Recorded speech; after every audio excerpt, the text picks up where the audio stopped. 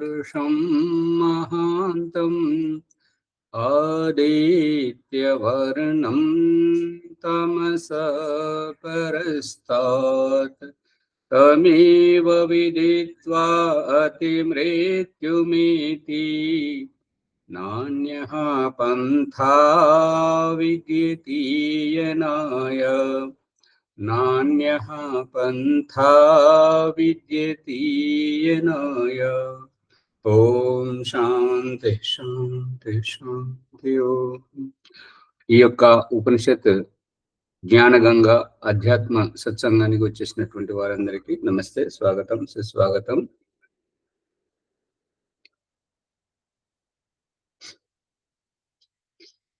ఈరోజు అంశం ఆత్మ సాక్షాత్కార ప్రకరణంలో ఇంకొక ముందడుగు.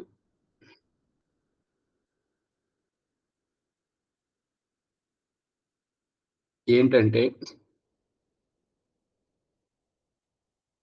ప్రారబ్ధము పూర్తయినటువంటి స్వర్గంలో ఉండేటువంటి పరమాత్మ సాన్నిధ్యంలో ఉండేటువంటి జీవాత్మ యొక్క కర్మఫలం ప్రారబ్ధం పూర్తయిన తర్వాత నేను ఇక్కడ ఉండను, పునర్జన్మతోటి అమ్మ నాన్న అన్న చెల్లెళ్ళు అక్కదమ్ములు వాళ్ళతోటి వారి సహోదరుల బంధుమిత్రుల యొక్క సాన్నిధ్యంలో ఉండాలనుకుంటున్నాను అంటే భగవంతుడు తథాస్తు అని పంపిస్తాడు. స్వర్గము నుంచి వస్తున్నటువంటి ఆత్మ ఏ ఏ జన్మలో ఏ రకంగా ముడిపడి ఉన్నదో ఆ కర్మఫలానుసారంగా విక్షిప్త దశలోనే ఉంటుంటారు. ఇప్పుడు స్వర్గం నుండే వస్తున్నది కాబట్టి సుఖము, ఆనందము, ఉపదేశము, పూజ, జపము, ధ్యానము, నీతులు ఇవేవి అబ్బవు. వాటితోటి విసిగిపోయి వచ్చిందన్నమాట. ఇప్పుడు అంతకు భిన్నమైనటువంటి పరిస్థితి కావాలి. ఆ భిన్నమైనటువంటి పరిస్థితియే విక్షిప్తత. ఈ రహస్యాన్ని భగవంతుడు మన నిజ జీవితంలో చూపిస్తున్నాడు. బాల్య దశలో పుట్టినటువంటి శిశువు ఆడుకునే తీరు, తనను నియంత్రిస్తే అసలు ఊరుకోడు. తాను ఇష్టమైంది అది చేయాల్సిందే. ఆ చేసేటువంటి తానేం చేస్తున్నాడో తనకు తెలియదు. తనకు హాని తలపెట్టుకుంటున్నాడా, ఉపయోగకరంగా చేసుకుంటున్నాడా అనేది అతనికి ఏం తెలియదు. మనం కాపలా ఉండి కనిపెడుతూ ఉండాలి. అదే రకంగా ఈ జీవాత్మ స్వర్గంలో ఉన్నప్పుడు కానీ, స్వర్గం నుంచి ఈ యొక్క 84 లక్షల జీవరాశుల జన్మలలోకి వచ్చినప్పుడు కానీ భగవంతుడు ఆ జీవాత్మను కనిపెడుతూనే ఉన్నాడు. ఈ ప్రారబ్ధ అవస్థ ఆ శిశువు నుంచి బాల్యావస్థలోకి వచ్చినప్పుడు బయటకు వెళ్ళాలి, ఆడుకోవాలి, ఇది తినాలి, అది తినాలి, వీరితో మాట్లాడాలి, వారితో మాట్లాడాలి, వీరిని కొట్టాలి, వారిని కొట్టాలి అనేటువంటిది. ఇక తప్పు చేసి తప్పించుకోవడానికి అబద్ధాలు ఆడటం, ఇదంతా నేను నా ఇష్టం.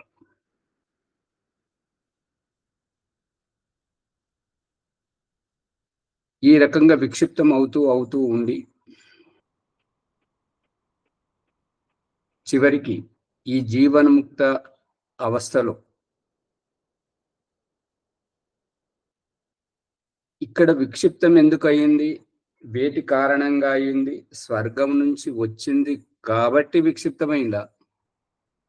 స్వర్గం నుండి వచ్చింది కాబట్టి విక్షిప్తమైందా? ఈ జన్మలలోకి వచ్చింది కాబట్టి విక్షిప్తమైందా? ఈ జన్మలలోకి కారణమైనటువంటి ప్రారబ్ధం, ఆ ప్రారబ్ధంతో భగవంతుడు ఇచ్చింది ఏంటంటే, ఆ ప్రారబ్ధం అనుభవించాలంటే అవి అనుభవించడానికి నీకేదైనా సాధనం కావాలి గదా! సమాజంలో మనిషిగా ఒక హోదాలో ఉండాలి అనంటే, బాల్యంలో ఆహ్, బడి దుస్తులు, స్కూల్ డ్రెస్, యవ్వనంలోకొచ్చేసరికి ఉద్యోగం బాధ్యతగా నిర్వహించినప్పుడు పోలీసు వాళ్ళకు పోలీసు బట్టలు, మున్సిపాలిటీ వాళ్ళకి మున్సిపాలిటీ బట్టలు, డాక్టర్‌కు డాక్టర్ బట్టలు, న్యాయాధీశునికి న్యాయాధీశుని బట్టలు. ఎవరిది వారికి ఒక ప్రత్యేకత. అది వస్త్రము ద్వారానే ఆ ప్రత్యేకత గుర్తించబడుతుంది. కాబట్టి ఈ ఇంద్రియాలు ఇవ్వడం జరిగింది. ఈ ఇంద్రియాలను నడిపించేటువంటిది మరొక ఇంద్రియం. పంచేంద్రియాల కంటే గొప్ప ఇంద్రియం మనస్సు. ఆ మనసు వెనక ఉన్నటువంటిది ఆత్మ. అందుకే పాణిని మహర్షి చెప్తున్నటువంటిది ఏంటంటే, ఆత్మా బుద్ధ్యా సమేత్య, ఆత్మ బుద్ధితో కలిసి, బుద్ధి మనసుతో కలిసి, మనసు ఇంద్రియాలతో కలిసి, ఆత్మ బుద్ధ్యా సమేత్యార్థాన్ మనో యుంక్తే వివక్షయ. ఈ రకంగా ఈ ఆత్మ అనేటువంటిది ఆత్మ బుద్ధితోటి కలుస్తుంది. బుద్ధి మనస్సుతో కలుస్తుంది. మనసు ఇంద్రియాలతో కలుస్తున్నాయి. ఇంద్రియాలు వెళ్ళి విషయాలను పట్టుకొస్తున్నాయి. బుద్ధి జడమే, చిత్తము జడమే, మనస్సు జడమే, ఇంద్రియాలు జడమే. ఈ జడములైనటువంటివి చేతనములలాగా పనిచేస్తున్నవి. చేతన చేతనముల వలె పనిచేస్తున్నవి. ఫ్యాను జడం. కానీ తిరుగుతుంది. దాంట్లో చైతన్యం వచ్చేసింది. బస్సు, రైలు, కారు, సైకిలు, మోటారు, విమానం, పడవ అన్నీ చైతన్యంగా తిరుగుతున్నాయి. ఓం ఆచార్య. మనిషి మాత్రమే జడముగా కూర్చున్నాడు. ఉండండి. విషయం పూర్తిగా రానివ్వండి. పూర్తిగా వచ్చిన తర్వాత అప్పుడు ప్రశ్నించండి. మనిషి మాత్రమే జడముగా వాటిలో ప్రయాణిస్తున్నాడు. ఈ యొక్క అవసరము, ఇష్టం. అవసరము, ఇష్టము అనేటువంటిది. అవసరమేమో ఆ జన్మను బట్టి, ఇష్టమేమో ప్రారబ్ధాన్ని బట్టి. ఆ ఇష్టము పుట్టేటువంటిది ప్రారబ్ధానుసారంగా. ఆ ఇష్టము పుట్టేటువంటిది ప్రారబ్ధానుసారంగా. ఆ ప్రారబ్ధం ఎవరి దగ్గర ఉందంటే ఆత్మ దగ్గర ఉంది. మరి ఇంద్రియాలు ఎలా చైతన్యం అవుతున్నాయి అనంటే ఆత్మ ద్వారానే. అపేక్షితం అనంటే ఇప్పుడు చూడాలనుకున్నప్పుడు కళ్ళు వినియోగించుకోవడం, వినాలనుకున్నప్పుడు చెవులు నిక్కరించి వినడం, వాసన చూడాలన్నప్పుడు ముక్కుతోటి, పని చేయాలన్నప్పుడు చేతితోటి, నడవాలన్నప్పుడు కాళ్ళతోటి. ఈ రకంగా ఏది చెయ్యాలంటే ఆ ఇంద్రియాన్ని వినియోగించుకుంటున్నట్టుగా.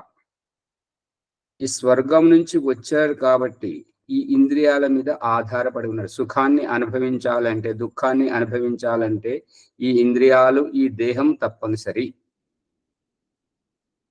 ఈ ఇంద్రియాలు, ఈ దేహం తప్పనిసరి. ఉదాహరణకు ఒక వ్యక్తి చిన్నప్పటి నుంచి పేదరికంలో ఉండి ఉండి ఉండి ఉండి ఏదో రకంగా ఒక మంచి కారు కొనుక్కున్నాడు. అదేం సంయోగం ఏమో గాని కారు ఎక్కి మొట్టమొదట ఇట్లా నడిపిస్తుండగానే ఎవడో వచ్చి గుద్దేసిండు. ఒక ఆవిడ పేదరికంలో ఉండి ఉండి ఉండి ఏదో రకంగా డబ్బు సంపాదించుకొని ఒక మంచి ఆమెకి ఇష్టమైనటువంటి రంగుని ఎంచుకొని ఆ పట్టు చీర కొనుక్కున్నది, కట్టుకున్నది. కట్టుకున్న రోజే అనుకోకుండా ఎవరో ఆ బస్సులో పక్క నుంచి పోతుంటే ఎవరో ఊమేశారు.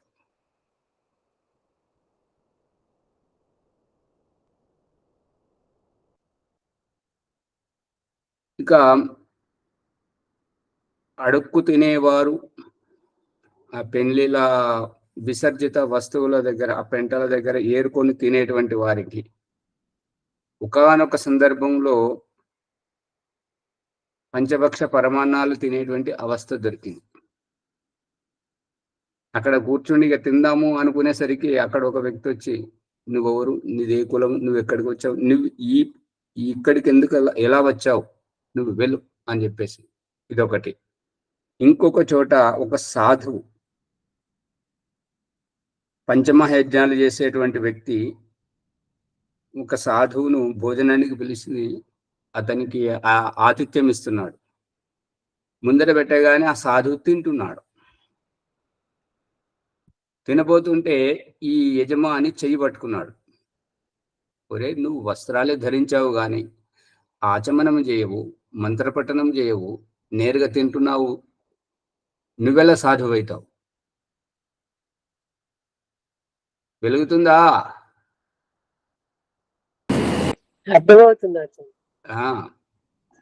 ఆపడం. ఇక్కడ ప్రతి ఒక్క చోట పేదరికంలో ఉండి ఆ యొక్క కారును కొనుక్కున్నప్పుడు కారే నేను, దాని మీద ఇంత గీత పడ్డా కూడా ఓర్వలేనటువంటి వ్యక్తి ఏకంగా ఎక్కి కూర్చుని అదే రోజు వచ్చి గుద్దేశాడు. ఆ కారుకు ఏమైంది అది పక్కన పెట్టేసి, ఇక నాకే అంత అయిపోయింది, నా కారు ఇట్లా చేసావు అది అని చెప్పేసి ఎంత అడావిడి చేస్తాడో చూడండి. ఆ పేదరికం వచ్చినటువంటి ఇదంతా కర్మఫలం ఆచారి. ఆ పేదరికం ముందు మధ్యలో రాకండి, ఈ విషయాన్ని ముందుకు రానివ్వండి, స్పష్టంగా కానివ్వండి. ఈ యొక్క పేదరికం నుండి వచ్చినటువంటి ఆవిడ చూసి ఏదో సంయోగంతో ఆమెకి ఇష్టమైన రంగుని ఎంచుకొని ఆ పట్టు చీర కొని కట్టుకొని ఆ చుట్టాల ఇంటికి పోదామని చెప్పేసి బస్ స్టాండ్కి రాగానే ఆ కిటికీలోంచి ఒకరు ఊముతున్నారు, ఈమె చూసుకోలేదు, ఆమె వెనకబడి బట్టల మీద పడింది. ఇప్పుడు పరిస్థితి ఏంటి? నా మీద ఊమడం, ఈ యొక్క పట్టు చీర కట్టుకొని ఎవరితో ఊమించుకొని వచ్చిందని చెప్పేసి ఎంతమంది ఎన్ని మాటలు అంటారు.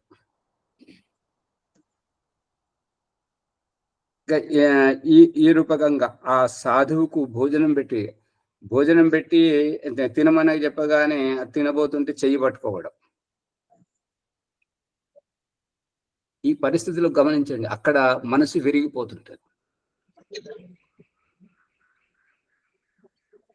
ఈ రూపకంగా ఈ వృత్తులలో దాంట్లో ప్రవేశించేటప్పుడు, ఇంటి నుంచి బయటకు వెళ్ళేటప్పుడు నాకు వెళ్ళాలనిపించింది, వెళ్ళాను, నా స్నేహితుని కలవాలి, బజార్కి వెళ్ళాలి, వస్తువు తీసుకోవాలని ఏదో పని మీద వెళ్ళడం, ఇది విక్షిప్త అవస్థ.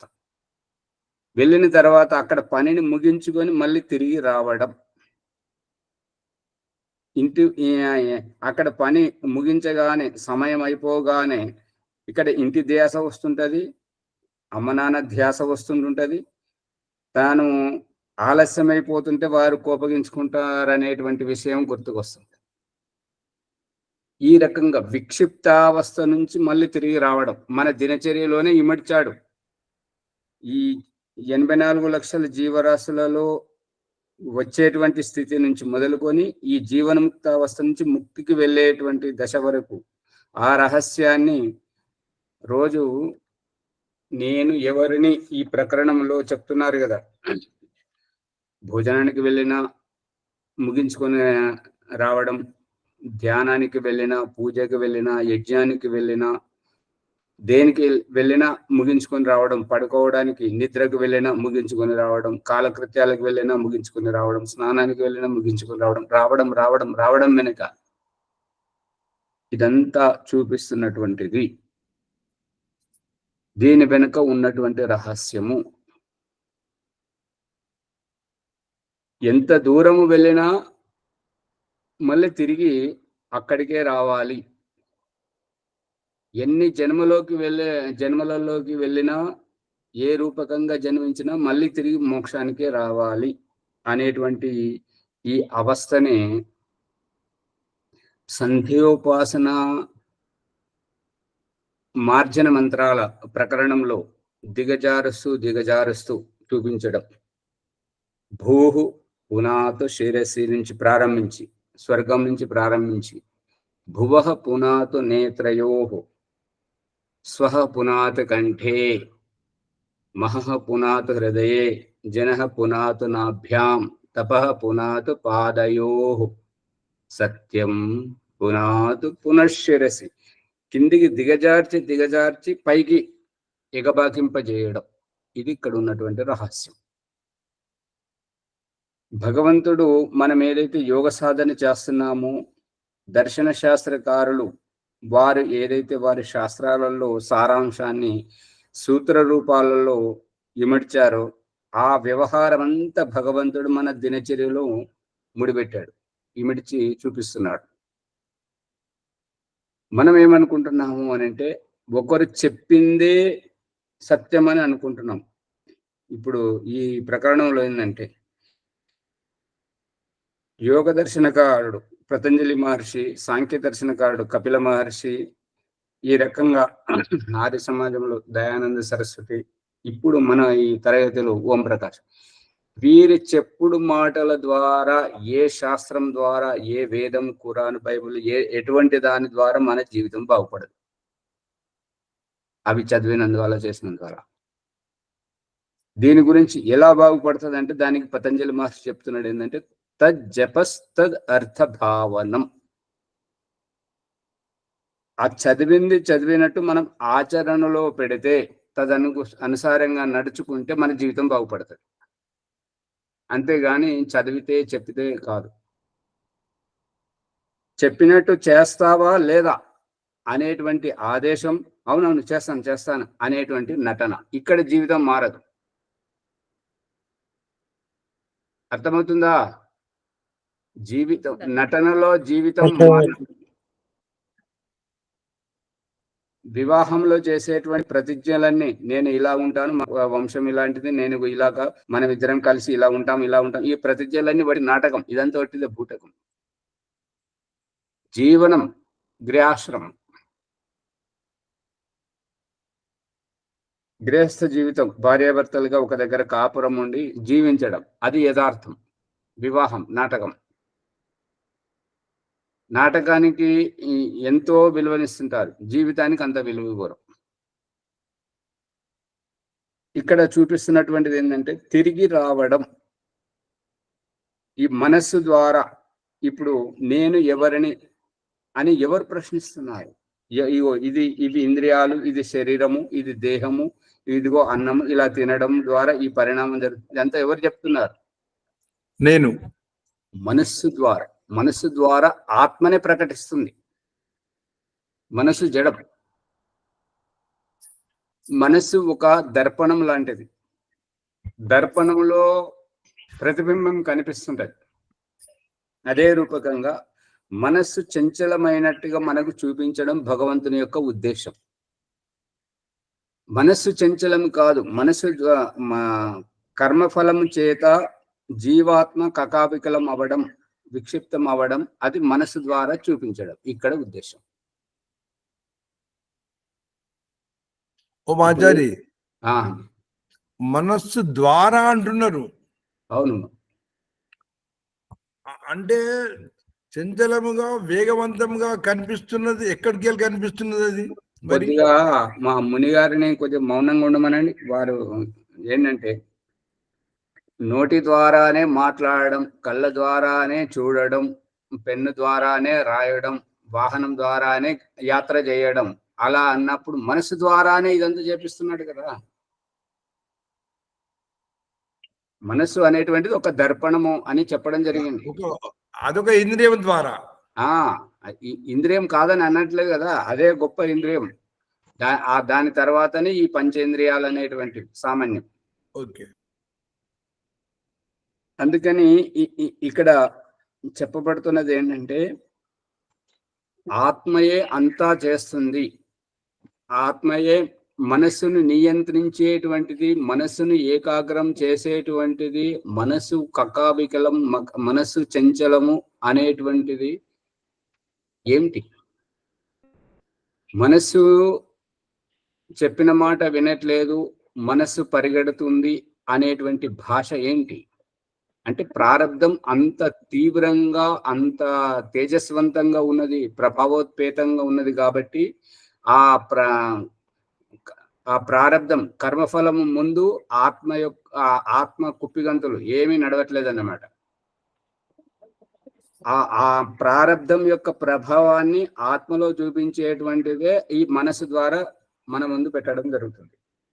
ఇప్పుడు ఒక ఆవిడ ఏంటంటే తనను తాను గొప్పగా ప్రదర్శించుకోవడానికి, గొప్పలు చెప్పుకోవడానికి చాలా ఇష్టపడుతుంది అనమాట. అటువంటి ఆవిడ ఒకరితో మాట్లాడుతుంటే, నీ ముఖాన్ని ఒకసారి అద్దంలో చూసుకున్నావా అని అంటే, ఏముంది నమ్మకం, నా మంచిగానే ఉంది అని.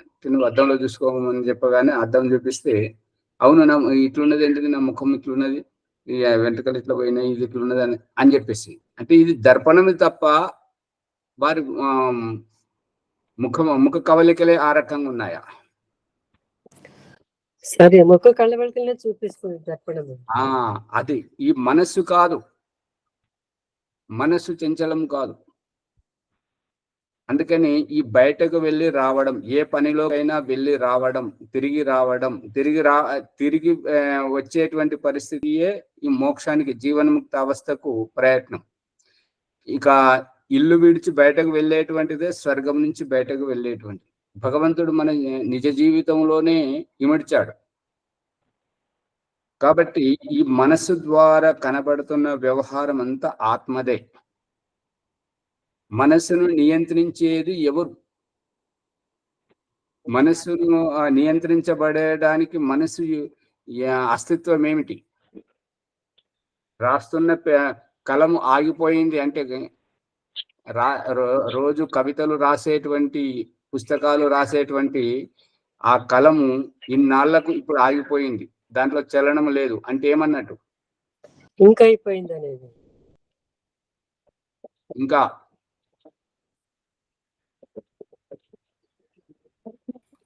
ఆత్మ వెళ్ళిపోయింది ఏంటంటే రాసే వ్యక్తి కాలం చేశాడు, చనిపోయాడు. అది అసలు రహస్యం. అది ఆ అమ్మగారేమో ఇన్నాళ్లకు అన్న శబ్దం మీద దృష్టి పెట్టకుండా, అర్థాన్ని అర్థం చేసుకోకుండా ఇంకైపోయింది, శాయ్ అయిపోయింది అని చెప్పేసి అంటున్నారు.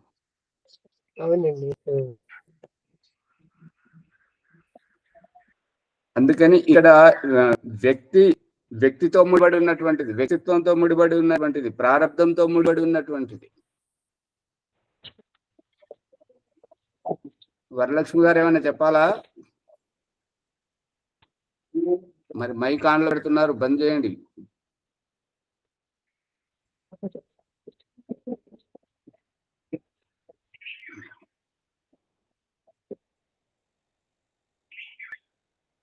ఈ యొక్క ఆత్మ చుట్టే ఉన్నది, ఇంద్రియాల చుట్టే. ఈ ఆత్మ చంచలంగా చూపించేటువంటిది అంతా ప్రారంధం. అందుకని ఉడకబెట్టే ముడిధాన్యం, నలిసి ఉతికే వస్త్రాలు. దీని యొక్క సారాంశం ఏంటి? మూడు చూడండి. ఉడకబెట్టే ముడిధాన్యం, నలిసి ఉతికే వస్త్రము, ఈ సమస్యలతో సతమతమవుతున్న మనిషి. ఈ మూడిట్లలో చెప్పండి. ఉడకబెట్టిన ధాన్యంలోనంటే అంటే గరుకుతనం పోయి తర్వాత ప్రసన్నత అలవాటు చేసుకోవటం. జీవితంలో పశువులకు కానీ పక్షులకు కానీ పుట్టినప్పటి నుంచి చచ్చేంత వరకు నిత్యావసరాల గురించి ప్రతి ఒక్క ప్రాణి పురుషార్థం చేస్తూనే ఉంది. కానీ మనిషి చేయాల్సిన పురుషార్థం చేసుకుంటూనే ఇంకా ఒత్తిడికి గురవుతాడు. టెన్షన్. ఆ ఒత్తిడియే అతనికి పతనం, అదే రోగం, అదే ఆయుష్ తగ్గిస్తుంది. ఒక పశువుకు, ఒక పక్షికి సాయంత్రం ఏం తినాలి, ఎక్కడ పడుకోవాలి, దానికి ఏం తెలియదు.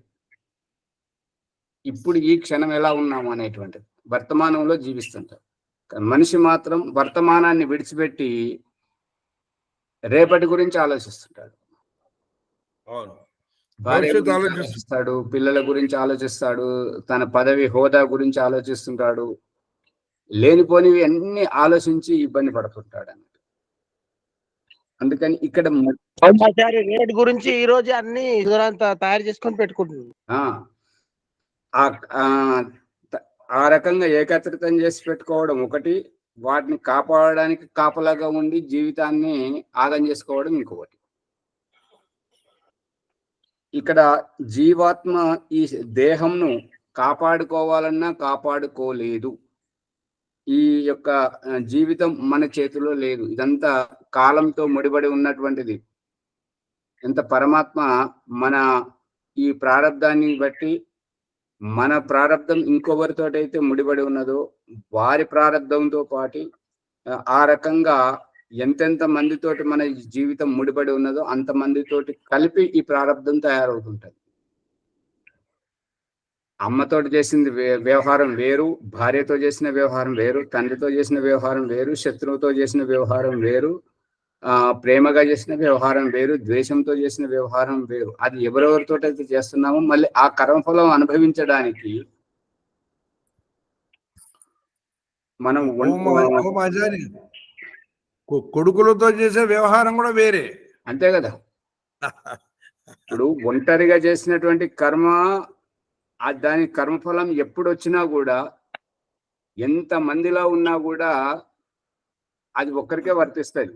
పోతూ పోతూ అది ఎవరు కేసీఆర్ కుమార్తె గారు మొట్టమొదట ఎమ్మెల్సీ అయినప్పుడు అన్న ఆచార్యతోటి కలిసి నడుస్తున్నప్పుడు అందరి ముందు మీడియా కెమెరాల ముందు పట్టుకుని పడిపోయింది అక్కడ.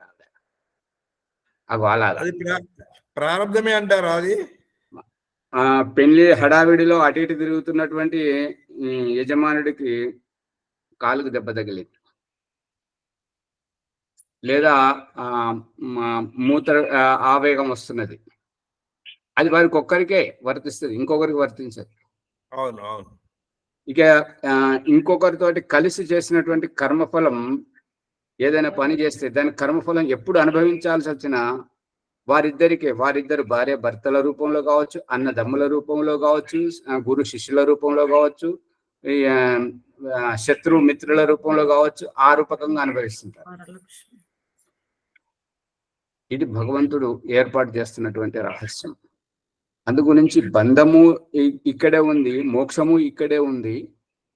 అందుగురించి మనము దేని గురించి చింత చేయాల్సిన పని లేదు. మన దినచర్యని ముడి ధాన్యాన్ని ఉడకబెట్టేటప్పుడు దాంట్లో ఉడుకుతున్నది ఏంటిది? ఆ గరుకుతనం, ఆ బెడుసుతనం, ఆ మొండితనం, అది పోతున్నది. అది పోయిన తర్వాత అదే ముడి ధాన్యం సున్నితం అవుతుంది. ఈ జిడ్డు పట్టినటువంటి మాసినటువంటి వస్త్రాలను సబ్బు పెట్టి నలిసి ఆ సబ్బు పెడితే నలిస్తే పోకపోతే వేడి నీళ్ళల్లో ఉడకబెట్టి బండకేసి కొట్టి వాషింగ్ మిషన్ లో తిప్పి నలిపి చేస్తుంది. కారణం ఏంటి? ఆ జిడ్డు పోవాలి. ఈ సమస్యలు రావడం దేనికి అని అంటే నన్ను సర్దడానికే ఈ సమస్యలు. ఈ సమస్య నీ ముందు దానిని నువ్వు వివేకంతో జవదాటుతావా, లేదంటే అవివేకంతో కకావికలమై బేజారైపోతావా? నీ ఇష్టం. అది రాజమణిమ్మ గారు అర్థమవుతుంది ఆ విషయం? పట్టుకుంటున్నారా? అవుతుంది. అందుకని ఈ సమస్య అనేటువంటిది ప్రతి ఒక్కరికి ఆ సమస్యల్లోనే మనల్ని ఉడికిస్తున్నాడు. ఇక్కడ బాల్యంలో శైశవావస్థలో ఉన్నటువంటి చంచలత్వము బాల్యంలో కొంచెం తగ్గుతుంది. బాల్యంలో ఉన్నటువంటి చంచలత్వము ఈ యొక్క యవ్వనంలో తగ్గుతుంది. యవ్వనంలో ఉన్నటువంటిది ప్రౌఢావస్థలో తగ్గుతుంది. ప్రౌఢావస్థలో ఉన్నటువంటిది వృద్ధావస్థలో. అక్కడ ఒదిగిన జీవితం ఉంటుంది. ఆ ఒదిగిన జీవితం గురించి, ఆ ఒదిగిన జీవితాన్ని ఆదర్శంగా పెట్టి ఆ యొక్క గూటికి వారి ఆశ్రయానికి ఈ భార్య పేరు మీద, పిల్లల పేరు మీద, మనవళ్ళ పేరు మీద ఎంతో మందిని చేరుస్తాడు దేవుడు. నీ అనుభవాన్ని వారికి చెప్పాలి. కానీ మనిషి మాత్రం ఏం చెప్తుంటాడంటే నీతులు చెప్తుంటాడు. ఆ నీతుల దగ్గరే చెడిపోతుంటాడు. అందుకని భార్యకు కానీ, పిల్లలకు కానీ, శిష్యులకు కానీ, మిత్రులకు కానీ నీతులు చెప్పొద్దు, అనుభవాన్ని చెప్పండి. అనుభవం దగ్గర తిరుగులేదు. వాళ్ళు ఎన్ని కుప్పి గంతలేసినా, ఎంత తిరిగి వచ్చినా కూడా అక్కడికే వస్తారు. కాబట్టి నీతులు చెప్తే మన నోటి నుంచి వెళ్ళేటప్పుడే అది ఆదర్శంగా కనిపిస్తుంది. బయటకు వెళ్ళగానే దానికి ఉల్టా వ్యవహారం కనిపిస్తుంటది. అదే పిల్లలకు చెప్తుంటారు కదా, చెడుగా మాట్లాడద్దు, వాళ్ళతో ఎవరిని తిట్టొద్దు, ఎవరిని కొట్టద్దు అండి. వాడు బయటకు అరే నీ ఎవరు రా అని చెప్పి వేసి కొడుతుంటాడు. అప్పుడు ఏం చేయాలి పిల్లలు? దీనికి కారణం ఎవరు? నీతులు చెప్పిన తల్లిదండ్రులది పాటించాలా? అక్కడ వాడు దౌర్జన్యం చేస్తుండే కాబట్టి ఆ దౌర్జన్యాన్ని ఎదిరించాలా? అక్కడ అమ్మ నాన్న వారి మనసు నుంచి నీతులు చెప్పేవారు వారి మనసులో చచ్చిపోతున్నారు. ఇక వారి మాట ఎప్పుడు వినరు. అర్థమవుతుందా లేదా? అవుతుంది ఆచార్య. పరిష్కారం చేస్తే ఇట్లా అవుతుందని. అందుకని మనం అనుభవాన్ని పాలే చూసి, అందుకే ఆ లోక వ్యవహారంలో మనకు చెప్తున్నది ఏంటంటే, బయటకు వెళ్తున్నారంటే జాగ్రత్త, పైలం భద్రం. దీని అభిప్రాయం ఏంటి? నీ జీవితం, నీ ఇష్టం, పరిస్థితి అక్కడ ఉన్నది. ఆ పరిస్థితిలో నువ్వు ఉన్నావు కాబట్టి జాగ్రత్త. చెప్పానా? నేను చెప్పానా? నీకు ముందే చెప్పానా? తర్వాత హెచ్చరించాడు. ఇక్కడ అద్వైత సిద్ధాంతంలో చెప్పబడుతున్నది ఏంటంటే, ఎన్నోసార్లు చెప్పుకున్నాం ఘటన. బ్రహ్మ నిత్యం జగన్మిత్య సర్వం కల్విదం బ్రహ్మ. ఇది సిద్ధాంతం. అహం బ్రహ్మాస్మి అనేటువంటి సిద్ధాంతం ప్రకారం నీలో బ్రహ్మనే ఉంది, నాలో బ్రహ్మనే ఉంది, అంతటా బ్రహ్మ ఉంది. బ్రహ్మ బ్రహ్మహే సత్యం. ఈ కనిపించే జగత్తంతా మిథ్య. బ్రహ్మ నిత్యం జగన్మిథ్య సర్వం కల్విదం బ్రహ్మ. అంత బ్రహ్మమయమే. ఈ పాఠాన్ని గుర్తుంచుకోమని చెప్పినటువంటి గురువు, శిష్యుడు ఆ పాఠాన్ని గుర్తు చేసుకుంటూ కంఠస్థం చేసుకుంటూ ఆ భిక్షాటన గురించి పోతున్నప్పుడు ఊరు దాటి ఈ యొక్క వాళ్ళ ఆశ్రమం దాటి ఊరిలోకి పోతున్నప్పుడు మధ్యలో అడవి వచ్చినప్పుడు ఆ అడవిలో ఏనుగు వస్తుంటది చంపడానికంటే అది దానికి ఈ యొక్క విద్యార్థి అతని ఆ ఏనుగు యొక్క ఉద్దేశం కాదు, దాని బుద్ధి వికృతమైంది కాబట్టి చెట్లనన్నీ ఇరుసుకుంటూ దారిలో ఎవరు వస్తే వాళ్ళని తొక్కేసుకుంటూ ఆ తొండంతో మనిషి అవతల పడేసుకుంటూ అట్లా వస్తున్నది అనమాట. అందు గురించి ఆ ఏనుగు ఎవరిదైతే ఉందో ఆ మహావతు అంటే ఏనుగులను సాగే అతను, ఏనుగులను పెంచే అతను దాని స్వభావాన్ని గురించి హెచ్చరిస్తున్నాడు అనమాట. ఈ ఏనుగు బుద్ధి వికటించింది, పిచ్చిదయింది, దారిలోంచి తప్పుకోండి అని చెప్పేసి అతను చెప్పుకుంటూ వస్తున్నాడు. ఈ గురువు యొక్క శిష్యుడు ఏమనుకుంటున్నాడంటే, ఏనుగు అట్లా వస్తుందంటే మరి ఏనుగులో కూడా ఆత్మ ఉంది కదా, నాలో కూడా ఆత్మ ఉంది, ఆత్మ ఒకటే కదా, మరి ఆత్మని ఏం చేస్తుంటది? ఏం చేయదు. సర్వం కల్విదం బ్రహ్మ, అంత బ్రహ్మమయమే అనేటువంటిది ఆచరణలో పెట్టాడు. ఈ ఆచరణలో పెడుతూ అలాగే దారిలోనే ఉండేసరికి ఆ ఏనుగు వచ్చేసింది, తొండంతో మలిసి ఇంకా అవతల విసిరి కొట్టింది. ఇంకా నయం, ఆ కాళ్ళ కింద తొక్కలేదు, అయిపోతుంది. అప్పుడే విసిరి కొట్టేసరికి చాలా దెబ్బలు తగిలాయి. మళ్ళీ సాయంత్రానికి కానీ కుయ్యో మొర్రో అనుకుంటే ఆశ్రమానికి చేరుకుంటే గురువు అడుగుతున్నాడు, ఏంటి నువ్వు పొద్దుననగా పోయావు, మరి ఇప్పుడు వస్తున్నావు, ఏంటి ఈ అవతారం ఏంటి, ఈ దెబ్బలు ఏంటి, పరిస్థితి ఏంటంటే, గురువుగారు మీ పాఠం యొక్క మహిమ, మీరు ఇవాళ పాఠం చెప్పారు కదా, బ్రహ్మ నిత్యం జగన్మిత్య సర్వం కల్వినం బ్రహ్మ అని చెప్పేసి, అహం బ్రహ్మాస్మి పాఠం, మీలో బ్రహ్మనే ఉన్నాడు, నాలో బ్రహ్మనే ఉన్నాడు అని చెప్పేసి మీరు పాఠం చెప్పారు కదా, ఇట్లా ఆ పాఠాన్ని గుర్తు చేసుకోమని రమ్మన్నారు కాబట్టి నేను అది పాఠాన్ని స్మరించుకుంటూ పోతున్నాను. ఆ దారిలోకి మన ఆశ్రమం దాటి కొద్దిగా ముందుకు పోగానే అడవిలో ఇట్లా ఏనుగు వస్తుందని చెప్పేసి ఏనుగు యొక్క గాండ్రిపు, ఏనుగు వెనక నుంచి ఒక వ్యక్తి తప్పుకోండి అని అంటున్నాడు. తప్పుకోండి అంటే ఎందుకు తప్పుకోవాలి? మీరు చెప్పిన పాఠం గుర్తొచ్చింది, ఆ ఏనుగులో ఆత్మ ఉంది, నాలో ఆత్మ ఉంది, మరి నేను ఎందుకు తప్పుకోవాలి? సర్వం కల్విదం బ్రహ్మ అన్నారు కదా అని అంటే ఆ గురువు అన్నాడు, ఒరే నువ్వు ఏనుగులో బ్రహ్మను చూసావు, నీలో బ్రహ్మను చూసుకున్నావు, కానీ ఏనుగు వెనుక నుంచి ఇంకొకటి చెప్తున్నాడు కదా, వాడిలో బ్రహ్మను ఎందుకు చూడలేదు? ఏనుగు పిచ్చిదైపోయింది, తప్పుకోండి అని నిన్ను హెచ్చరిస్తున్నాడు కదా, ఆ పిలుపులో కూడా బ్రహ్మ ఉన్నాడు కదా, అందులో బ్రహ్మ ఎందుకు చూడలేదు నువ్వు? అందుకే నీకు తగిన శాస్త్రం జరిగింది. ఈ రూపంగా. అందుకని ఇక్కడ ఏంటంటే ఆయన చెప్పిన మధ్య ఓం స్వామి ఆ మధ్యలో చెప్పిన ఆయన కూడా ఆత్మని, ఆయన కూడా బ్రహ్మని. అంతే కదా, అంతే కదా. అతని సూచన ఎందుకు గమనించలేదు మరి నువ్వు?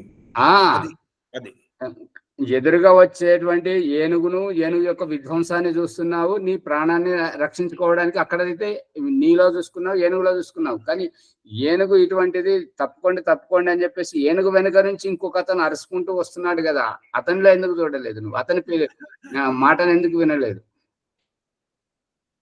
అతని మాటను విన్నాడా వినలేదా శిష్యుడు? వినలేదు. అంత అబద్ధం చెప్తున్నారయ్యా మీరు. వినలేడు, ఆయన వింటే మళ్ళీ ఈయనకు తాకకుండా కదా స్వామి. అది కాదు స్వామి, విన్నాడు కానీ విన్నాడు కానీ అది తెచ్చుకోలేదు. ఆత్మలో కూడా బ్రహ్మ ఉన్నాడని గ్రహించలేకపోవటమే అజ్ఞానం అయింది. వినండి. ఇంకా ఇక్కడ ఒక రహస్యం ఏంటంటే, తప్పుకోండి అనే విషయంని పట్టుకొని నేనెందుకు తప్పుకోవాలనేది ఆలోచించాడు కానీ అహం బ్రహ్మాస్మి అనేది ఆలోచించాడు కానీ అది వెనక నుంచి దానికి పిచ్చిలేసింది, అది ఎవరి మాట వినదు, ఎవరిని లెక్క చేయదు, తప్పుకోండి అనేటువంటి దాని అంతరార్థాన్ని గ్రహించలేకపోయాడు. అంతే. తప్పుకోండి అనేది అయితే విన్నాడు, విని ఆలోచించాడు కదా. వినలేదు అంటున్నారు, విన్నాడు కదా. విన్నాడు. కాబట్టి అదే గ్రహించింది పొరపాటుగా గ్రహించాడండి. అక్కడ అదే విన్నాడు కానీ గ్రహించలేదు ఇలాగా లోతుగానే. వరలక్ష్మమ్మ గారు తొందరపడద్దని చెప్తాను. గ్రహించలేదని కాదు, గురువు గారు పాఠం చెప్పారు కదా, నాలో బ్రహ్మనే ఉన్నాడు, అంత బ్రహ్మమయం, ఈ కనిపిస్తున్నదంతా బ్రహ్మమయం, ఈ బ్రహ్మయ్య మిగిలి ఉంటాడు, ఈ కనిపిస్తున్నటువంటి జగత్తంతా ఊడ్చుకుపోతుంటది, ప్రళయం జరిగిపోతుంటది, నీవుండవు నేనుండవు, ఆ బ్రహ్మ మాత్రమే ఉన్నాడు, పరమాత్మ మాత్రమే ఉంటాడు అనేది సారాంశం. మరి ఏనుగు రూపము ఏమిటి, నా రూపం ఏంటి? గురువు గారు చెప్పారు కదా, ఏనుగు ఉండదు, నువ్వుండవు, నేనుండవు, అంత ఊడ్చుకుపోతుంటది, పరమాత్మనే ఉంటాడు అని చెప్పాడు కదా. సర్వం కల్విదం బ్రహ్మం. అందు గురించి ఈ రకంగా తప్పుకోండి అన్న శబ్దాన్ని ఒకదాన్ని ఆలోచించాడు కానీ దానికి పిచ్చి పట్టింది, అది దానికి ఏది అర్థం కాదు, నువ్వు ఆత్మరక్షణ చేసుకోండి, మిమ్మల్ని మీరు కాపాడుకోండి, దూరం పరిగెత్తండి అనేటువంటి విషయాన్ని అతడు ఆలోచించలేదు, అంతరార్థాన్ని గ్రహించలేదు. శబ్దాన్ని మాత్రమే విన్నాడు కానీ దాని అంతరార్థాన్ని గ్రహించలేదు. అది కారణం. అందుకే దయానంద సరస్వతి కూడా చెప్తుంటాడు కదా, ఈ అద్వైత సిద్ధాంతి వచ్చి ముందర కూర్చుండి మాట్లాడుతున్నా కానీ ఈడ్చి చెంప మీద కొడతాడు. ఏం పని ఇట్లా కొట్టానని అంటే, నేనేం కొట్టాను? నీలో బ్రహ్మనే ఉన్నాడు, నాలో బ్రహ్మనే ఉన్నాడు, బ్రహ్మను కొట్టాడు, అంత సర్వం కల్విదం బ్రహ్మ, ఇది నువ్వు నేను కొట్టానని నువ్వు ఏదైతే అంటున్నావు నీ భ్రమ అని చెప్పేసి చెప్పాడు. బ్రహ్మనేం కొడతాడు? అట్లా వాళ్ళది చెప్పడం. ఇక్కడ ఈ ప్రసంగంలో ఏంటంటే, ఈ జీవాత్మను గుడికించడం, ఈ సమస్యలతోటి నువ్వు జీవితంలో కొన్ని సమస్యలు పెట్టేసి ఈ జీవితాన్ని మనకు ఇస్తాడనమాట. ఈ జీవితంలో నువ్వు ఈ సమస్యల్లో నిలదొక్కుకోవాలి, నిలదొక్కుంటేనే ఒదిగిన జీవితం, వ్యక్తిత్వం వస్తుంటుంది. అంతేగాని ఎవరైతే ఆ సమస్యలను పరిష్కరించుకోలేరో, ఎంతసేపు ఎదుటి వారిని చూసి ఈ రకంగా ఆ రకంగాని ఎదుటి వారితో చెప్పుడు మాటల మీద ఆధారపడి ఉంటుంటారో, చాడీలు చెప్పుకుంటుంటారో, గొడవలు పెట్టేస్తుంటుంటారో, ఆ రకంగా చేసేటువంటి వారు వారి జీవితాన్ని ఆగం చేసుకుంటారు. మళ్ళీ మన ఇంకా ఏంటంటే చెప్పాల్సింది ఏంటంటే, అటువంటి వారికే చిన్నపిల్లలు కూడా బుద్ధి చెప్తుంటారనమాట. నీ జమానా అయిపోయింది, ఈ కాలం మారింది, ఇప్పుడు చాలా విజ్ఞానం, చూడు సెల్ ఫోన్ వస్తుంది, సెల్ ఫోన్లోనే ఎంత ప్రపంచం అంతా చూడొచ్చు అని చెప్పేసి వాళ్ళ నోరు మూయిస్తుంటారు అనమాట. ఎందుకు అంటే వారు అనుభవాన్ని పెంచుకోలేదు. ఓమాచారి రాత్రి ఏమైందంటే, కేసీఆర్ రోడ్ షో కోసం వచ్చిండంట అని చెప్పి టాటా ఏసీలో అందరం ఒక సుమారులో పోయినాం, 10 మంది 12 మంది. దగ్గర పోయినాం పూర, అంటే దూరంకి వెళ్ళి ఉంటే అయిపోతుండే, నేను దగ్గర పోయి మందిలో ఎంత పడి మొత్తం పిండేసినట్ల ఉడకబెట్టినట్ల కంటే ఎక్కువ చెమటలు గారిపోయింది. అంటే ఉడకబెట్టినామంటే మా కర్మ ఇంత దగ్గర ఎందుకు వచ్చినాము అనేది కర్మ వెనకబడిపోయింది, మొత్తం అట్లా అయిపోయింది. అంటే ఉడకబెట్టిందంటే అట్లా ఉడకబెట్టినట్లు అయిపోయింది. దూరం ఉండి చూడొచ్చు, దూరం ఉండి చేయొచ్చు, కానీ అది మా కర్మ. సారాంశం ఏంటంటే, దగ్గర పోకు దూరం నుండే చూడమని చెప్పేసి మంచి తెలివైన తల్లిదండ్రులు చెప్తుంటారు అనమాట. మనం ఏంటంటే దూరంకి వెళ్ళేం కూడా దగ్గరికి పోతేనే కదా అసలైన రహస్యం తెలుస్తుందని చెప్పి దగ్గరికి పోతే ఉడకబెడతాడు. ఈ ఉడకబెట్టుడు తోపుడు దాంతో అన్నిటితోటి అనుభవం నేర్పిన గుణపాఠం ఏంటంటే ఇక ముందు మళ్ళీ దగ్గర పోవాలంటే భయం అయిపోయింది. చెమటలు వచ్చిపోయి ఉడికి మొత్తం ఇప్పుడు ఏమైతుంది అనేది అర్థం కాకున్నట్లయిపోయింది. అందుకని అది అనుభవం. భగవంతుడు ఆ అనుభవం నేర్పిస్తున్నాడు.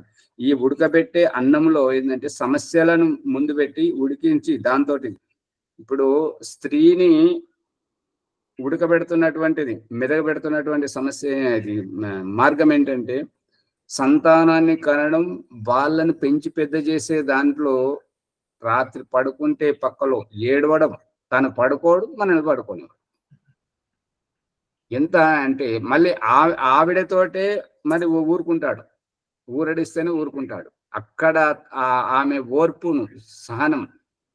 కానీ ఈనాటి వాళ్ళు ఏంటంటే ఏడుస్తున్నారని చెప్పేసి టీవీ రిమోట్ ఇవ్వడము కానీ, ఇంకా వాళ్ళు పురుషులు ఎత్తుకొని తిరగడం కానీ, ఈ యొక్క పురుషులు ఎత్తుకొని తిరగడం, పురుషులు వారిని శుద్ధి చేయడం, స్నానం చేయడం ద్వారా ఏంటంటే స్త్రీ అది ఏమంటే ఒదుగకుండా పోతుంది అనమాట. ఆమెలో ఉండేటువంటి ఆ యొక్క ఏంటంటే భగవంతుడు ఏదైతే చేయించాలనుకుంటున్నాడో అది అలాగే మిగిలి ఉన్నది కాబట్టి ఈ జన్మతోటి అయిపోయేది ఇంకో జన్మ వరకు వెళ్తుంది.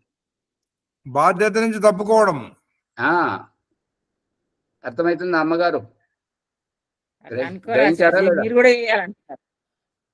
ఇప్పుడు పూర్తవ్వాల్సింది మళ్ళీ బాధ్యత లేదా, మీరు కూడా చేయాలంటారు. అట్లా చేయాలని అనడం ఏంటంటే చేస్తారు. చేస్తే ఏమవుతుంది అని అంటే నీకు కొద్దిసేపు ఊరట లభిస్తుందేమో కానీ ఇంకో జన్మకి వెళ్ళి ఇంకొకసారి ఇది అంతా అనుభవించాల్సిందే తప్పనిసరిగా. అప్పుడేం అది ఇప్పుడు పూర్వకాలంలో 4-5 పిల్లలతోటి తల్లి ఒదిగిన ఆమె విరబూసినటువంటి పువ్వు పోలే అనుభవంతో ఉండేటువంటిది. ఆమె ఎక్కువగా మాట్లాడదు. మాట్లాడేది అంటే తిరిగి ఉండదు. ఈనాటి వాళ్ళకి ఏంటంటే చీటికి మాటికి చిరుబురులు ఆడుతుంటుంటారు. వారు చెప్పే మాట్లాడే మాటలకు అర్థం ఉండదు, పర్థం ఉండదు. అందుకనే పిల్లలు ఏమంటారు, నీకు తెలియదు ఊరుకో, నోరు మూసుకో అని చెప్పేసి ఆ పిల్లలు ఏం చేస్తారంటే ఇక సమస్యలు అనేటువంటి వాళ్ళ జీవితంలో వచ్చిన సమస్యలు తల్లిదండ్రుల దగ్గర తీసుకురారు. ఎందుకంటే ఈ చెప్పేటువంటి పిచ్చి మాటలకు అర్థం పర్థం ఉండదు. ఆమె చెప్పేది ఒకటి, బయటకు పోతే ఇంకొకటి. అందు గురించి వాళ్ళ దగ్గర తీసుకురారు. ఆ పిల్లలు సతమతం అవుతున్నారు అనమాట. ఇప్పుడు ఈ చెప్పుడు మాటలతోటి ఆగమైపోతున్నారు కదా. ఈ లవ్ జిహాద్ అని చెప్పేసి తల్లిదండ్రి సక్రమంగా లేనటువంటి వాళ్ళు ఈ లవ్ జిహాద్ దాంతో పోయి నాగం చేసుకుంటున్నారు కదా. దానికి కారణం ఈ తల్లిదండ్రులే అనమాట. అందు గురించి మనం అనుభవాన్ని చెప్పాలి, నీతులు చెప్పొద్దు. నీతులు గంట సేపు చెప్పేటువంటివి అనుభవంగా ఒక్క మాటలో చెప్పడం. అక్కడ ఎప్పుడైతే మీరు అనుభవపూర్తిగా చెప్పినటువంటి మాటలు వాళ్ళ వ్యవహారంలో తిరిగి అదే చూస్తున్నప్పుడు వాళ్ళు ఎంత కష్టంలో ఉన్నా, ఎంత దూరంలో ఉన్నా మొట్టమొదటి వారి సమస్యను మీకు చెప్పుకున్న తర్వాతనే వారు తృప్తి పడతారు. ఎందుకంటే మీరు చెప్పే మాటకు వారికి లక్ష్మణ రేఖ బ్రహ్మవాక్యం దానికి తిరుగులేదు కాబట్టి.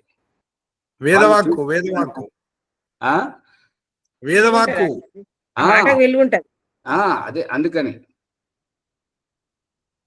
ఈ మౌనం వెనుక ఉన్నటువంటి రహస్యం అదే, అనుభవాన్ని పెంచాలి. అందుకని ప్రతి ఏ ఇంటిలోనైతే వృద్ధులు ఉంటారో ఆ ఇల్లు చెడిపోదంట. కానీ ఈనాటి ముసలోళ్ళు ఉన్న ఇల్లు మహా భ్రష్టు పట్టిపోతుంది. అంతే తేడా.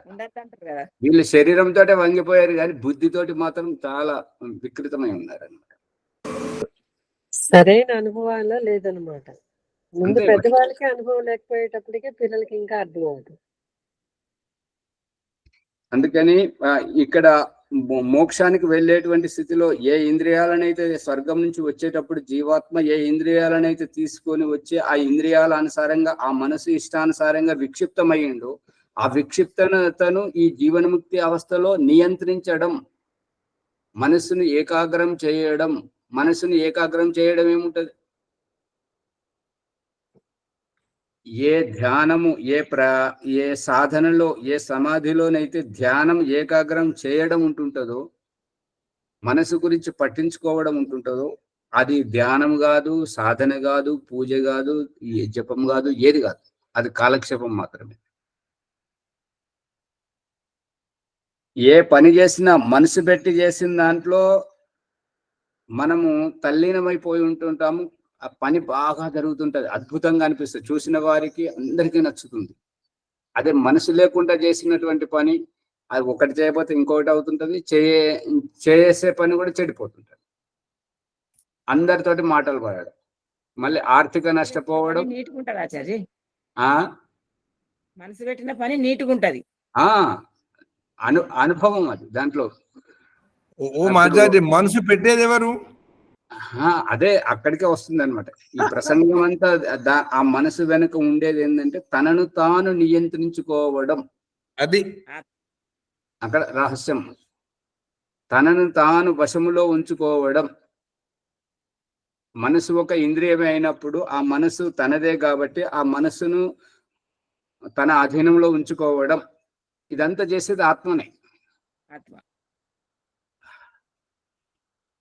అందు గురించి ఈ యొక్క ఆత్మనే విక్షిప్తమవుతుంది. ఆ ఆత్మనే తనను తాను అవగాహన చేసుకొని ఒదిగిపోతుంది. ఆ ఒదిగిపోవడమే ఏకాగ్రం, అంతే, ఇంకేం లేదు. ఇలా పాఠం అంతా జీవితం గురించి వచ్చింది ఆచార్య. మరి అవసరమే కదా. ఇప్పుడు సమయం అయిపోయింది, ఆత్మ సాక్షాత్కారం చేసుకుంటున్నాం కాబట్టి ఇది అవసరమేనా కాదా? అవసరం. అవసరమే ఆచార్య. మనం ఈ యొక్క జీవితం అంతము చంచలంగా ఉన్నటువంటిది, ఈ జీవన్ముక్తి అవస్థలో మనం సాధన చేస్తూ మనస్సు ఇంద్రియాలను ఇదంతా చూసేటువంటిది. భగవంతుడు మన జీవితంలో ఏమిచ్చాడు అది చూడండి. ఈ చెప్పుడు మాటలు కాదు, ఇదంతా ప్రసంగం అంతా ఒకటిదే.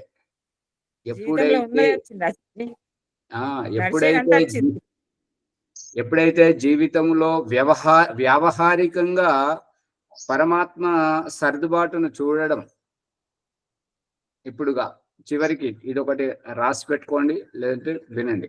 ఏంటంటే దీపము, సూర్యుడు, చంద్రుడు, నక్షత్రాలు, దేవుడు, తల్లిదండ్రి, వీరు ఇతరులను చూపిస్తూ వారు కూడా గుర్తించబడుతున్నారు.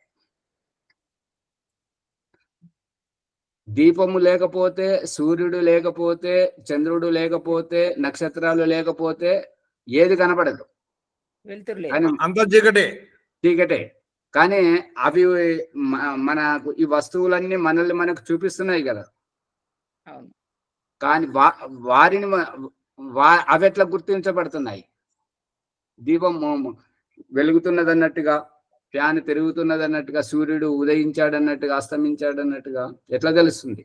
అంటే మనం గుర్తిస్తున్నాం కదా, అంటే చేతనం గుర్తిస్తున్నది, అంతే కదా.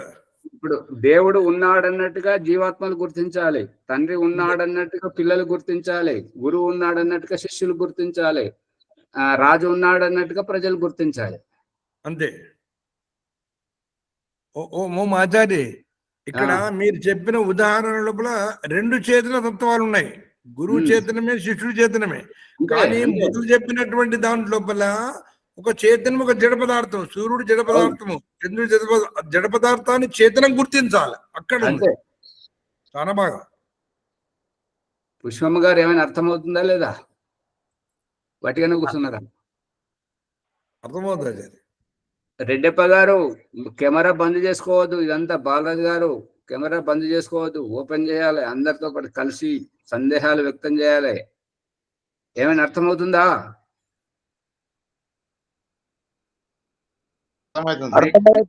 అర్థమవుతుంది. ఇది చాలా విలువైనటువంటి రహస్యాలు. ఇవి మనకు చిన్నప్పటి నుండి చెప్పి ఉంటే మనకు మన జీవితం ఇలా ఉండేది కాదు కదా. కానీ భగవంతుడు ఎప్పుడు అనుగ్రహిస్తాడో, ఎప్పుడు ఎవరి జీవితాన్ని ఎలా ఉద్ధరిస్తాడో అది మనకు ఇన్నాళ్లకు మనకు దొరికింది అవకాశం.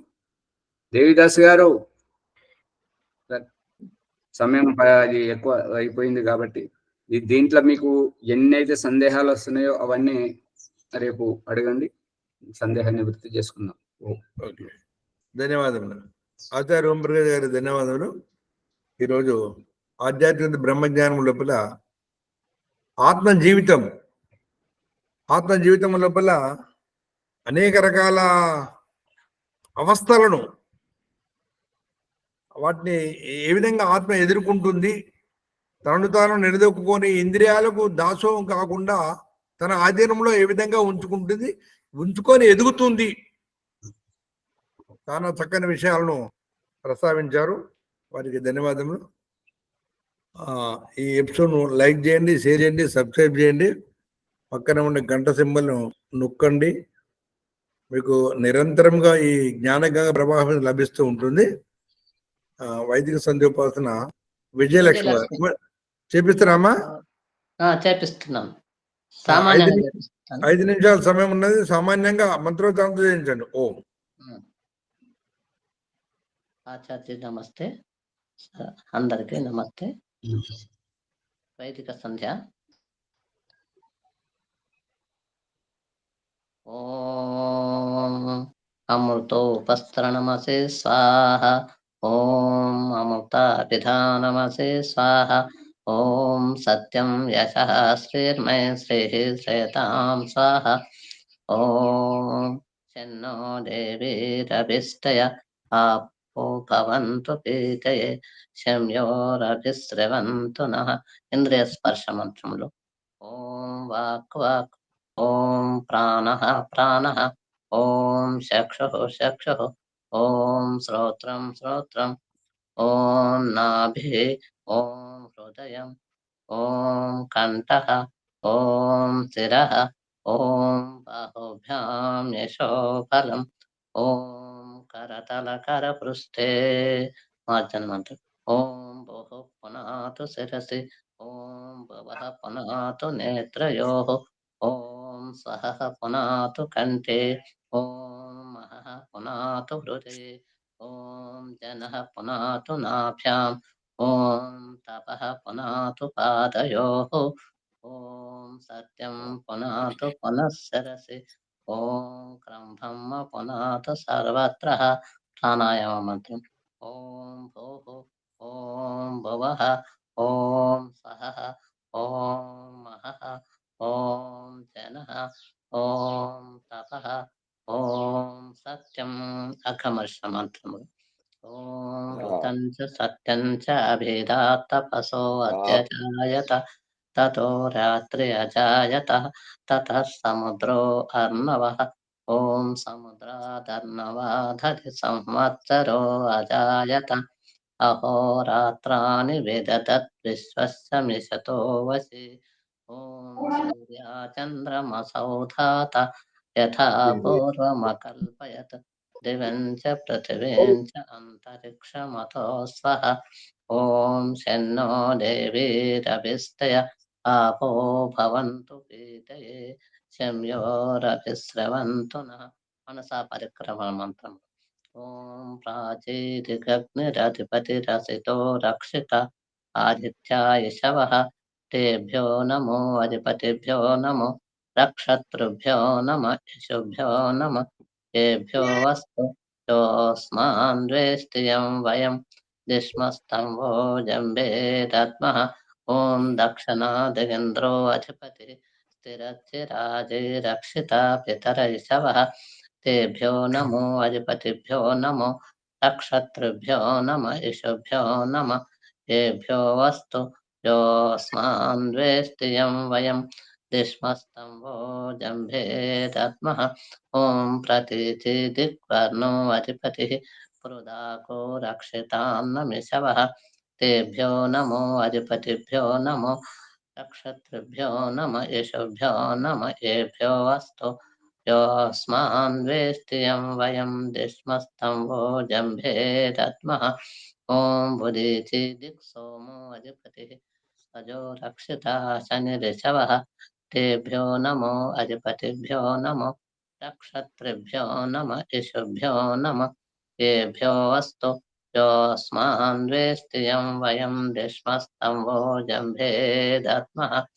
ఓం ఊర్ధ్వాదిక్ ఓం ధ్రువాదిర్విష్ణురధిపతిः కల్మాషగ్రీవో రక్షిత వీర్హృదైషవः तेभ्यो नमो अधिपतिभ्यो नमो नक्षत्रुभ्यो नम येषुभ्यो नम येभ्यो अस्तु योऽस्मान् वेष्टियं वयं दिश्मस्तं जम्भे दद्मः ॐ ऊर्ध्वादिक् बृहस्पतिरधिपति चित्रो रक्षिता वर्षमिषवः तेभ्यो नमो अधिपतिभ्यो नमो नक्षत्रुभ्यो नम येषुभ्यो नम येभ्यो अस्तु योऽस्मान् वेष्टियं वयं दिश्मस्तं जम्भे दद्मः उपस्थान मंत्रमुలు ఓం జాతవేదసే సునవామ సోమ మరాఠీయతో నిదహాతి వేదః సనః పరిషదతి దుర్గాని విశ్వ నావేవ సింధుం దురితాతగ్నిః ఓం చిత్రం దేవానాముదరాదనేకం చక్షురుమిత్రస్య వర్ణస్య ఆగ్నేః ఆప్రాచావా పృథివీ అంతరిక్షం సూర్యాత్మా జగతస్తు సచ్చ ఓం ఉదిత్యం జాతవేదసం దేవం వహంతి కేతవః దృశే విశ్వాయ సూర్యం ఓం ఉద్వయం తమసస్పరిస్వః పశ్యంత ఉత్తరం దేవం దేవత్రా సూర్యమకన్మ జ్యోతిరుత్తమం ఓం తచ్చక్షరు దేవహితం పురస్తాచక్రముచ్చరత్ పశ్యేమ శరదः శతం జీవేమ శరదः శతం శృణయామ శరదः శతం ప్రబ్రవామ శరదः శతం అధీనः శ్రామ శరదः శతం భూయచ్చ శరదः శతాత్. గాయత్రి మంత్రం. ఓం భూర్భువః స్వః తత్సవితుర్వరేణ్యం భర్గో దేవస్య ధీమహి ధియో యో నః ప్రచోదయాత్.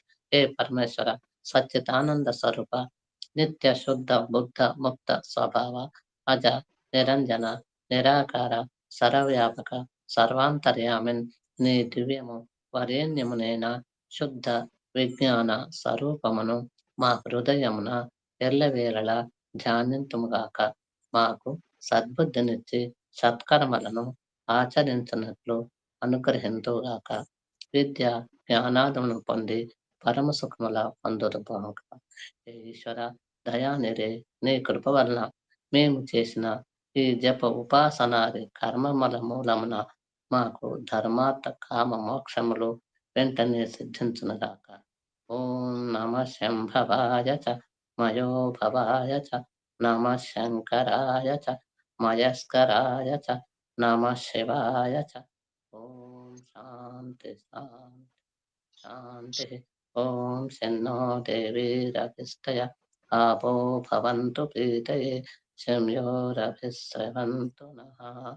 ఓం వైదిక సంధ్య సమాప్తం. ఓం నక్షత్రం. శాంతి పాఠం చెప్పండి.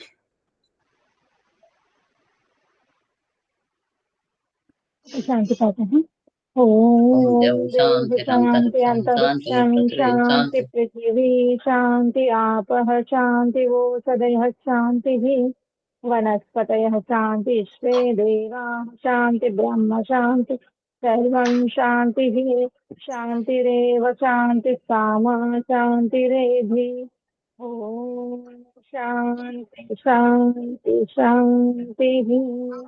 ఓం నమస్తే సర్వజ్ఞానం. నమో ఓం నమస్తే ఆచార్య. ఆచార్య సర్వేభ్యో నమో నమో నమో.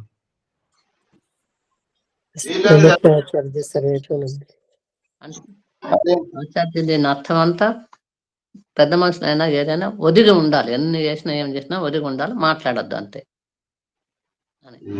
మాట్లాడొద్దంటే మాట్లాడకపోతే ఎట్లా? ఎంత మాట్లాడాలో అంతే అందుకని మౌనంగా ఉంటేనే రండిపోతుంది. అంతే. బాలాజీ గారు నమస్తే. ఏమన్నా చెప్పాలా?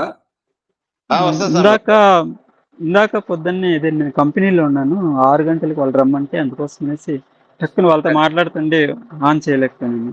సరే సరే సరే, ఓకే. ఇది విక్షిప్త అవస్థ గురించి కొంచెము ఇంకా డీటెయిల్ గా తెలుసుకోవాలని. సరే సరే, రేపు చెప్తాం. మీరు రేపు అడగండి. సరే సరే. నమస్తే. నమస్తే నమస్తే.